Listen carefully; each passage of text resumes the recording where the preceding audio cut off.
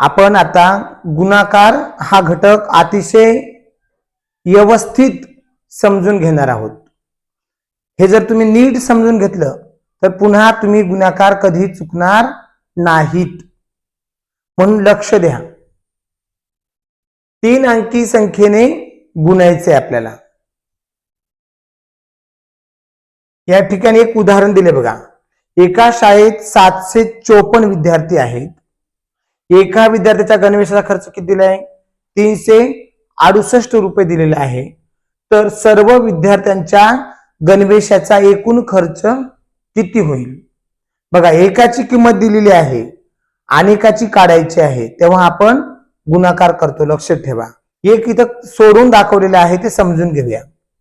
354 जे आहे ह्याला म्हणायचं गुण्य म्हणायचं. काय म्हणायचं? गुण्य. आणि 368 काय आहे रे? गुणक. काय आहे? याला गुणक म्हणायचं. आणि आलेलं उत्तर काय असतो? गुणाकार असतो. लक्षात ठेवा. आता 754 ला 368 न आपल्या गुणायचे म्हणजे काय करायचे बघा. ह्या 8 एककाने अगोदर ह्या सर्व संख्येला गुणून घ्यायचं. 754 ला बघायचं 754 गुणिले 8. 8 म्हणजे 8 एककाने गुणले. आलेला गुणाकार एवढा आहे. म्हणून आपण इथं लिहिला 8 एककाने गुणल्यानंतर इथं गुणाकार आला. बघा, दिसते का? हा. आता 8 ने गुणल्यानंतर आपल्याला 6 ने गुणायचे. 6 ने गुणायचे म्हणजे 6 कोणत्या स्थानी आहे? दशक स्थानी आहे. म्हणून 6 दशकाने गुणायचे. 6 दशक म्हणजेच किती? 60. 1 दशक म्हणजे 10. म्हणजे 60 ने गुणायचे. कितीला? 754 गुणिले 60. मग 60 ने गुणलो आपण. इथं दशकचा शून्यला शून्य दिला आपण. 6 चोक 24, 6 पंचे 30, हातचे आले 2 32, 32 ला 2 हातचे आले 3, 6 सत्ता 42 आणि 3 45. हा गुणाकार इथं आहे. आता दशकचा गुणाकार आपण इथं लिहिला का नाही? आता आपल्याला या 3 ने गुणायचे. या 3 ने गुणायचे म्हणजेच काय करायचे आपल्याला? 3 शतकांनी गुणायचे. किती? 3 शतकांनी. 3 शतक म्हणजे 300. 3 शतक म्हणजे 300. म्हणजेच 754 गुणिले 300. आता हे शतकचे 2 शून्य आपण इथे लिहिले. 3 ने गुणा. 3 चौक 12 ला 2 हातचा आला 1, 3 पाचे 15 आणि 1 16 ला 6 हातचा आला 1, 3 7 21 आणि 1 22. 2,26,200 आलं. बरोबर ना? हे उत्तर आपण परत इथं लिहिलं शतकने गुणलेलं. बरोबर. आता ह्या तिघांची आपल्याला बेरीज करायची. इथे बेरीज केली त्यांनी बघा. 2 अशी 2 घेतला खाली. बरोबर. 3 आणि 4 7 घेतला. 2 आणि 2 4, 6 आणि 6 12, 12 आणि 5 17 ला 7 हातचा आला 1, 4 आणि 2 6 आणि हातचा 1 7 आणि हे 2 अशी 2. उत्तर किती आलं मग बघा वाचा. 2,77,472. हे काय आलं? उत्तर आलं. समजलं? अशा पद्धतीने आपल्याला गुणाकार करायचे.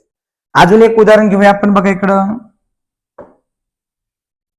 422 गुणिले 312. लक्ष द्या इकडं. आता हे 2 एकक आहेत ना. 2 एककने आपण ह्या सगळ्याला गुणून घेऊया. इकडं 422 ला आपल्याला ह्या 2 ने गुणून घ्यायचे. लक्ष द्या. किती गुणाकाराला? बेदोनी 4, बेदोनी बेचोक. हा आपण कशाने गुणलेला आहे? 2 एककाने गुणला. बरोबर. इथे लिहूया आपण 2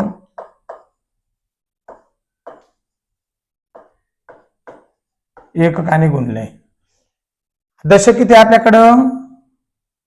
1 दशक आहे. बरोबर ना? मग 1 दशकाने काय करायचं आपल्याला? 422 ला परत गुणायचे. 1 ने गुणायचे ना. 1 म्हणजेच काय आहे? दशक आहे. तो दशकला आहे ना तो. म्हणून दशकने म्हणजेच 1 दशकाने म्हणजेच कितीने गुणा लागेल रे? 10 ने गुणाकार लागेल की नाही, कारण तो एक दशक आहे म्हणून. मग किती आला गुणाकार?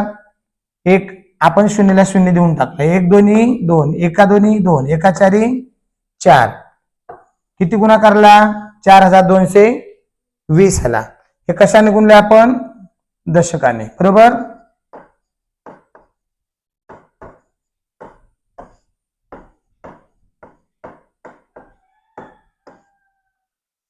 आता शतकाने मी इकडे गुणणार आहे, लक्षात ठेवला, नंतर खाली मांडायचे ना म्हणून.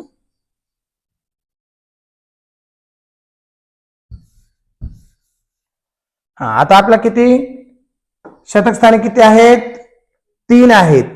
3 शतक म्हणजे किती झाले? 300. म्हणजेच काय होईल रे? 422 गुणिले 300. बरोबर की नाही? शतकचे 2 शून्य आपण देऊन ठेवले इथं. बरोबर. 3 दोन्ही 6, 3 दोन्ही 3 चौक 12. बरोबर. बोलायचं ना जरा. हा काय झाला? शतकाने गुणले आपण. बरोबर. इथं लिहा 3 शतकाने. बरोबर ना? 3 शतकाने गुणले. इथं 2 एककाने आणि इथं 1 दशकाने गुणले. आता एकक, दशक आणि शतक यांनी आपण ह्या संख्येला गुणलो. आता काय करायचं आपल्याला? एककाने गुणल्यानंतर उत्तर किती येणार आहे? एककाचा गुणाकार 844. दशकाचा गुणाकार 4220 आणि शतकाचा गुणाकार 1,26,600 आला. दिसतंय? परत हे करायला नको. आता यांची बेरीज करू आपण. 4 असी 4, 4 आणि 2 6, 8 आणि 2 10, 10 आणि 6 16, 6 चाला 1, 6 आणि 4 10, हातचा 1 11, हातचाला 2 आणि 1 81 1. उत्तर किती आलं? 1,31,664. हे काय आलं? आपलं उत्तर आलं. मी हे तुम्हाला काय सांगत आहे माहिती आहे ना? तुम्ही डायरेक्ट गुणाकार करून लिहितो ना आपण, त्याच्या मागचं काय लॉजिक ते सांगायलो. आपण 2 ने गुणतो म्हणजेच काय? 2 एककाने गुणतो. 1 ने गुणतो म्हणजेच काय करतो? 1 दशकाने गुणतो. 3 ने गुणतो म्हणजेच काय करतो आपण? 3 शतकाने गुणतो.